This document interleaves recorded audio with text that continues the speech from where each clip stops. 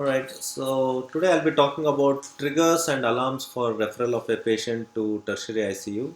So this is a general topic that would be of use for people who may be intending to refer patients to a tertiary ICU or to any other physicians dealing with intensive care critically ill patients who may need referral to ICU. So this is a hospital where we work. So this is around 200 bedded hospital where we have 35 bedded ICU. So this is an entrance to our temple. So I would call my ICU as a temple where we treat our sick patients. So the topics that I would cover is definition and background. So of what exactly intensive care is about, and is there really a good benefit in patients' outcome by getting them admitted to intensive care and the future of intensive care. And we'll just touch about physiological reserves in a patient that determine outcome when they get admitted to our ICU and its determinants. And we look broadly into what are the broad principles and components of intensive care that govern the care that happens in intensive care. And then we'll go into disease specific as to what are the alarms and triggers any doctor or any physician or any healthcare provider should be aware of in identifying patients with sepsis or identifying triggers in dengue which necessitate referral to ICU, and shortness of breath. How do uh, you know which situation would they refer these patients to ICU and what imminent measures are expected when patient gets short of breath, and we'll touch briefly about deep coma, summary and take home message.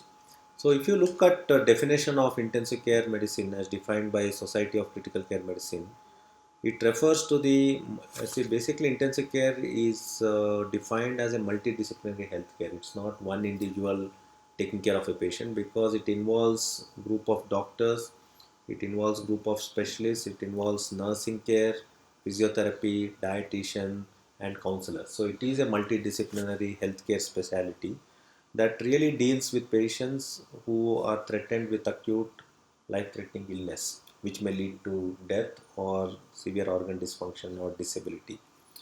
So there are two elements that are central for the development of intensive care medicine. So the first key element which really paved the path for the development is the patients who need life support system in the form of ventilation to sustain their breathing. And it is the second component is to look at the obvious benefits that are conferred by looking after this group of patients in a specialized area. So this whole concept of intensive care evolved from looking after these post-surgical patients in a specialized environment, which was found to have significant benefit in influencing their outcome. So this benefit of looking after sick patients in a specialized area, I think the whole concept of intensive care evolved into patients being looked after in a specialized area where a specialized attention was given in optimizing their care. And this really evolved way back in World War II, where, and the credit goes to Florence Nightingale, where she put all these patients, sick patients or the shock patients in a specialized environment. And when they were looked after, it was found that mortality came down from 42% to 2%.